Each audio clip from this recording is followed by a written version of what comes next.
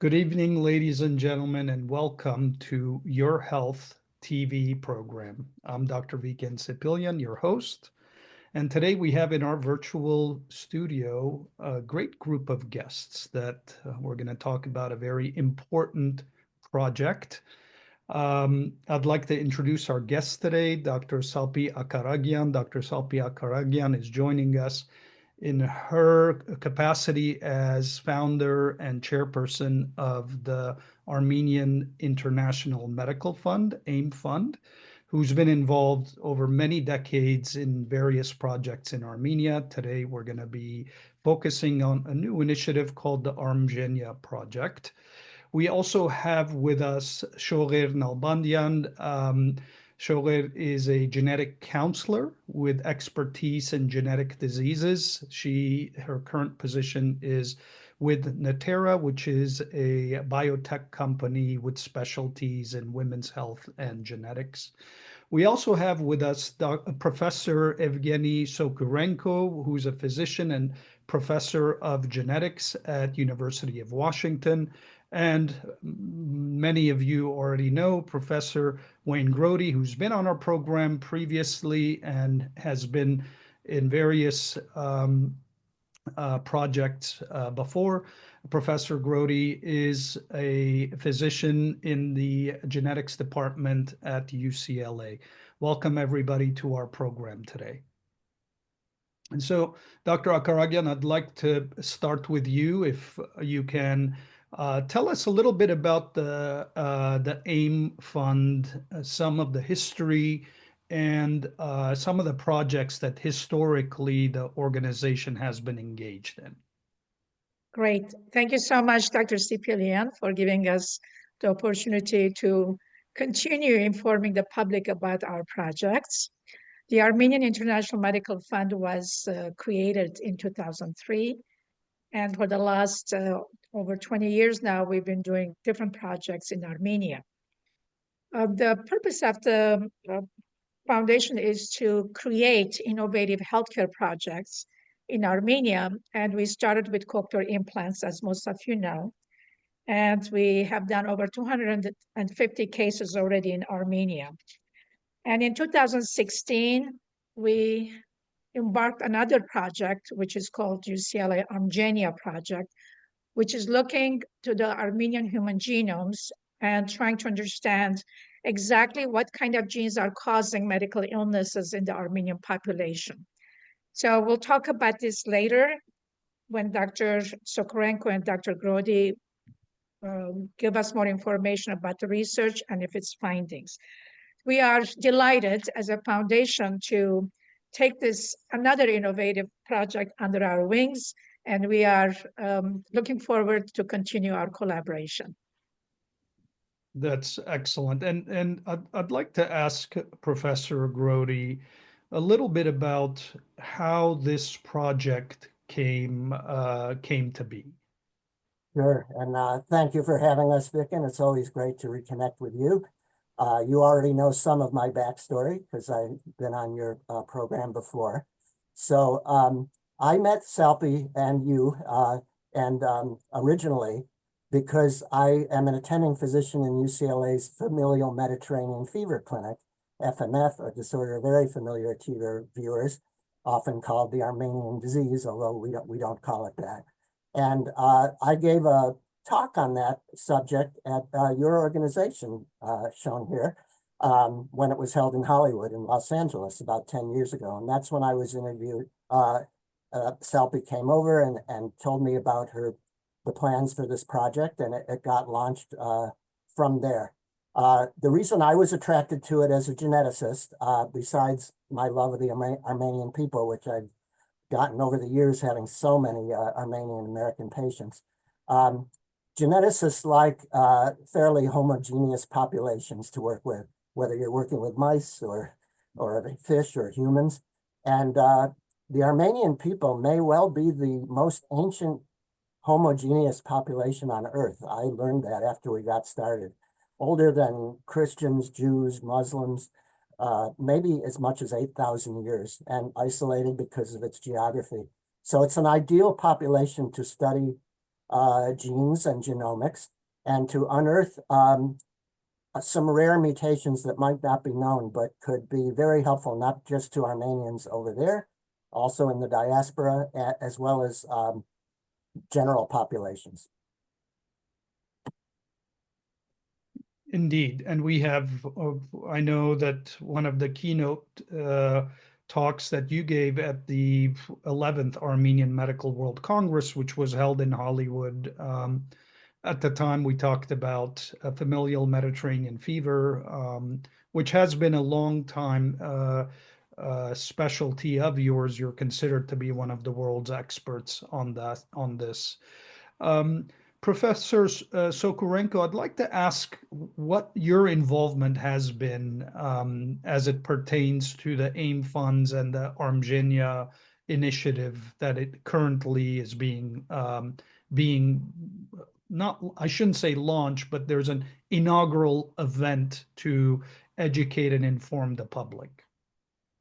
Yes, first of all, thank you, Vicken, for having me. It's so great to share about the ArmGenia project with everyone. ArmGenia project actually was started a few years ago, or at least the idea, and we started to implement it a few years ago. As you can guess by my name, I'm not necessarily Armenian, yet at least, you know, yes, I'm Ukrainian, but my wife is Armenian, also a doctor, she's an ophthalmologist here in Seattle, and her brother, my brother-in-law, Dr. Avakian, is also a physician and administrator in Armenia, involved in multiple large medical projects. My specialty here in University of Washington had been populations, so-called genetics, where we study many different mutations spread in many different individuals. And I said once to my Savak, my brother-in-law, you know what, why don't we develop a test, genetic test, that will be tailored to Armenians? As Dr. Grody just said, we suspected a lot that, you know, because it is so Asian population, so homogeneous, what we say, we are not admixed too much with others, should be a very good panel that will be really tailored towards Armenians, like we have a panel, for example, for Ashkenazi Jews. And, you know, developing of such panels had been under progress and actually very successful in some nations like Finland, Iceland, in Estonia, and, you know, even a panel for Amish people here in America. So I wondering, you know what, we should try to do it. So we actually did start. We started the analysis of a so far limited number, 350 people only, which is not very big number for such studies. And we have some very exciting data, which I would love to share with you. Great. That's and I do remember when initially the memorandum of understanding was signed at UCLA. Salpy, thank you for having me present for that. I just took a peek at my phone to see if I could find some of the photos from that event. I'm sure they're in there somewhere. Sogher, I'd like to ask you, you're a genetic counselor. You're in the practical aspect of it, all the science and the research that goes in comes back to now from bench to patient, and you're at the forefront of this. You're the one who gets those results, and you're talking to patients on a day in and day out basis. Tell me a little bit about your involvement with AIM Fund and the ArmGenia project. Sure. Thank you, Dr. Sepilian, for having us on the show as well. As far as my involvement, I am chairing the inaugural gala that we have for ArmGenia. I joined the AIM Fund last year, so it's been 1 year. I started out with the cochlear as being the biggest project that the AIM Fund has. But when I heard about the ArmGenia project, that was something of particular interest to me, being a genetic counselor. I think the potential that lies ahead is incredible with this one. As anytime you have a group of ethnic groups, the risk for conditions, prevalent conditions would be higher in those ethnicities. So it's such an important project to have. We're excited what the findings are, and hopefully we can relay these findings to, population, to our patients. Now, the interesting and the most fascinating part about all of this is that there's a high interest and enthusiasm about the project and its findings amongst the younger Armenian generation. So whether it's about learning about their own conditions or genetic risks that they themselves could be at an increased risk for, or even as healthcare professionals, they're already starting to think, well, how can I implement these testing strategies or these findings into their future practice to better serve their patients? So the hopes of this is hopefully, once we find the prevalent conditions that run higher in the Armenian ethnicity, is to develop a screening test to present and be available for providers so they can better screen their patients. So that's very exciting, and really it's one of the cutting edge frontiers in medicine, where as we have all begun to understand the huge role genetics plays in essentially everything, anywhere from predisposition to diseases, to the way we are, our physical, our mental health even could all be linked to the ways the genes that we have and the way that these genes interact with our environment.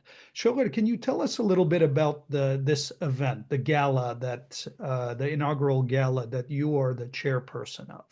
Absolutely. So our gala is coming up. Our ArmGenia's inaugural gala dinner will take place this coming Sunday, February 16th at Vertigo Event Venue in Glendale, with cocktail and silent auction starting at 4:30 p.m., followed by the dinner program at 5:30. It's a night to raise awareness of this unique Armenian genome project and to celebrate our honorees, including Dr. Grody, the Promised Armenian Institute at UCLA, and Mrs. Arpi Mazlumian from the Sera Chichian Charitable Foundation. It's also a night filled with musical performances, and we are also honored to have you, Dr. Sepilian, as our MC for the evening. Of course, I'm looking forward to it, and anybody can come and participate and help support this cause either in person or through donations. Is that correct? Absolutely. We do have limited seating available. More information can be found on our website. It's www.armenianimf.org. We look forward to seeing everyone on February 16th. If you cannot make it, you're willing to make a donation, that information can also be found on our website. Very good. Thank you. And I would encourage everybody who is watching, please do participate in however you can, whether it's through in person, come and support the event. The information again is on your screen. You can scan the QR code. It will provide the information that we need. The event will take place this coming Sunday, February 16th. Sunday afternoon, early evening. It will be a lovely event. Hopefully you all can come and participate, make a small donation or make a large donation if you can. So anything will be appreciated. I'd like to come back now and talk about some of the research and the science that has already been done. So my questions to Professor Grody and Professor Sokurenko, if you can share with us some of the preliminary work that has been done, and already some data has been presented, if we can touch up a little bit on the science on this. Sure, I'll be glad to start in a general overview, and then Evgeni can give some specifics. Vicken, you and Sogher spend a good part of your working day screening patients for mutations they may have that are silent in them but could show up as a disorder in their offspring. I think before we got on the air, you said you order a test with about 600 different genes in it. Nothing like that is being done in Armenia because it's a resource-poor country. They may screen for a couple of things, and the same for newborn screening. It's nowhere near as far along as here. So our hope is to identify diseases, gene mutations that are higher than expected in this particular population, and then develop a very inexpensive screening test that could be used population wide.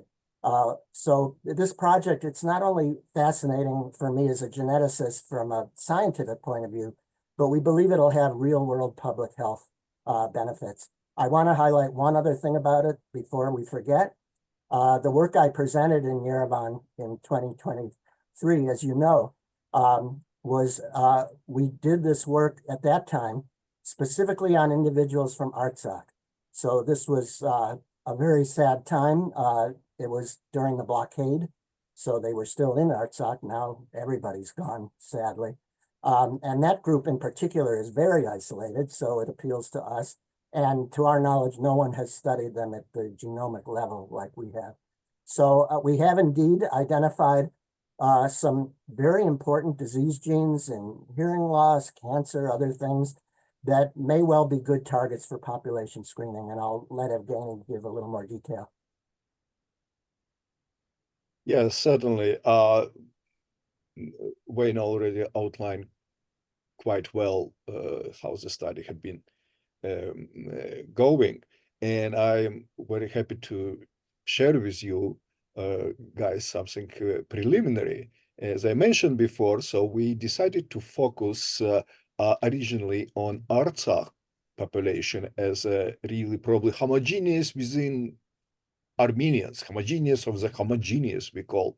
But we also compared them later to people from Yerevan who are not associated with Artsakh, and all of them were pretty much randomly chosen. So in totally, we analyze 147 individuals from Artsakh and 192 individuals from Yerevan in Armenia. And the exciting thing I want to tell right away that, you know, the number of these bad mutations, bad genes per capita in Armenia is actually less than on average in the world. So Armenians are actually overall healthy people, which is wonderful. And actually, people from Artsakh seems to be even more on average healthy genetically, at least. So genetically, Armenians are healthy people. What we also found, however, that at this point, 14 mutations in the genome are found in Armenians at a much higher frequency than found globally. First of all, very important, this is doesn't mean that Armenians are, again, more sick genetically people. No, they are actually quite healthy. However, the beauty is that we actually know which diseases we can target now to identify, to make it even more healthier. Some of the findings were expected, as you know, and Dr. Grody is a world specialist, familiar Mediterranean fever, or it's called periodic disease. Also, is certainly the prevalence is, as expected, quite high. On average, 1 in 8 people carry the gene. Doesn't mean that all of them sick. It takes 2 parents to carry this bad gene for a child to be sick. So it's actually probability is not that high, but certainly much higher. And I would say it's about 500 times or at least 200 times higher than average in the world. So that sort of was expected. But then we found something new. We found that actually 1 in 16 people in Armenia, they might carry a gene that actually predispose them for gastrointestinal cancer, for stomach cancer. It's, again, the problem with this gene, however, that it might not take 2 parents to show up in child. We call it a dominant gene, so that it's predisposing it. And we really need to look more carefully into this, because if people have the genes, there is so many ways that this could be prevented or early diagnosed at least. We also found some interesting finding about visual problems, loss of vision in children. And yeah, that's again, if not preventable, it's very good to diagnose very fast. Some of them actually development preventable. Deafness, people, yeah, children losing hearing, and we did find these genes indeed. Again, there are much more prevalent than in other populations, but we can diagnose them, we can find them quite easily. And that's actually what would be our goals for future. Some other bleeding disorders we found very interesting pathologies. Yeah, but again, overall, Armenians are healthy, but there is ways to make it them even healthier. More details will be at our gala. Of course, of course. And these are some great points that you made, Professor. And I'm going to ask Sogher if you can maybe clarify a little bit more of the concept of some conditions that require both parents to be a carrier, and the point that being a carrier is completely silent. I know from a clinical standpoint, I sometimes have to spend a lot of time explaining to patients, because if you say, hey, there is this genetic condition that your child may be at risk of developing, and the patients, I'll get back saying, we don't have any genetic conditions in our family. We're totally clean. My parents, my grandparents, great-grandparents, nobody has any genetic conditions. Sogher, this is, I know, your day-to-day specialty. If you can explain these nuances of autosomal recessive and autosomal or otherwise dominant conditions. Right, so in genetics, we have a variety of inheritance that we discuss based on the gene and the condition we come across.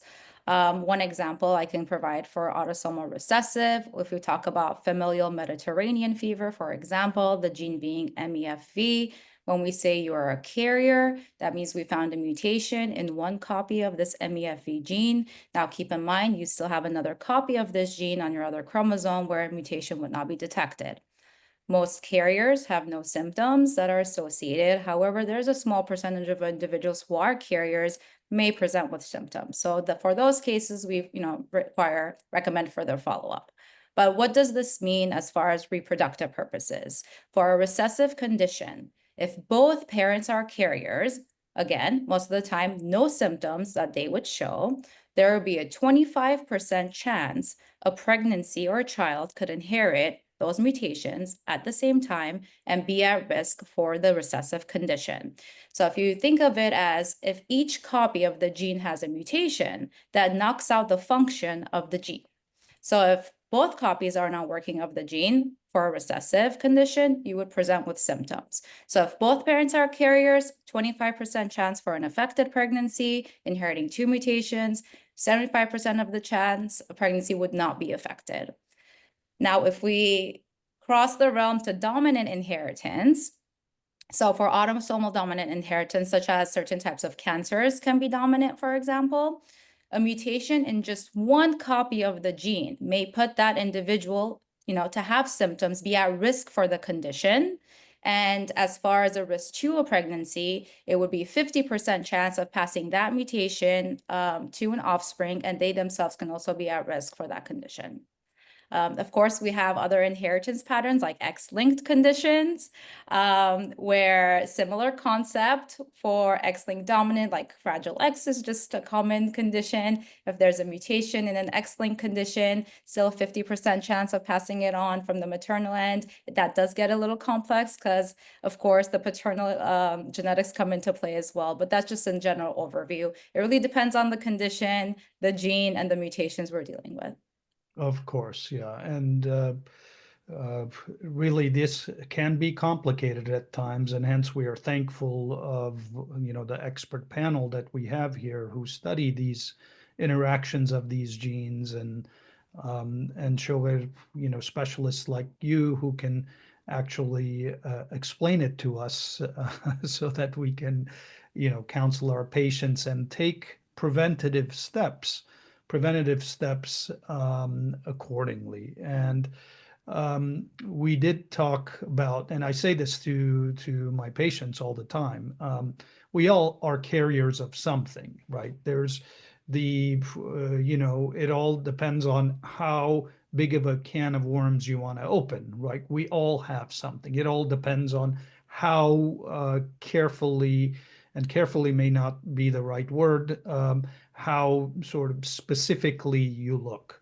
Many of the genes that we may be carriers of may not result in a significant condition, and oftentimes, more times than none, worry the patients more than they really ought to be worried about. But severe conditions, things that predispose one to cancer, and cancers that actually have screening tests that if indeed that genetic predisposition now has resulted in an actual cancer that can be screened and diagnosed early, then that genetic test now could potentially save somebody's life. And not talking about, also prevent the transmission to future generations. In reality, tests like this can really save people's lives. And as the professor expert panel said, that oftentimes these types of genetic predispositions can be driven by ethnicity, and especially with cultures like Armenians, who have over millennia have stayed relatively isolated. So even more effective the ability of those tests to pick up potentially serious preventable diseases. So with that, I'd like to commend the AIM Foundation team for taking on this ArmGenia initiative, and I've really like to commend our scientific experts, Professor Sokurenko and Professor Grody, for really doing this groundbreaking work for the Armenian population, because really this has a huge potential to make a big difference in the health of the people who may benefit from this. Salpy, I'll let you take the last 30 to 60 seconds to, again, reflect on the gala and the project. Like I said, Sunday, February 16th, please scan the QR code that's on your screen, and hopefully we'll see you there. Salpy, closing comments, please. Yes. Well, this event is going to be so special. And I think it's because we have several medical students attending the event. As Sogher said, the youth is interested in genetics because the medicine is moving towards prescriptive medicine. And we have a number of guests coming from, one from Armenia, Dr. Vicken. Then we have people from San Francisco attending. We have actor Bill Pullman will be there at the event. So it's a little different. Yes, it's scientific, but it's also going to be an event that a lot of people are going to meet different people than we have done in the past. So I look forward to seeing you there. And I believe you will enjoy the evening in addition to learning about Armenian genetics. Thank you. Thank you, Professor Grody. Thank you, Professor Sokurenko. Thank you, Sogher and Salpy. I look forward to the event, and I'd like to thank you, ladies and gentlemen, for your time. We'll see you in 2 weeks. Until we see you, please stay healthy and have a good night. Thank you.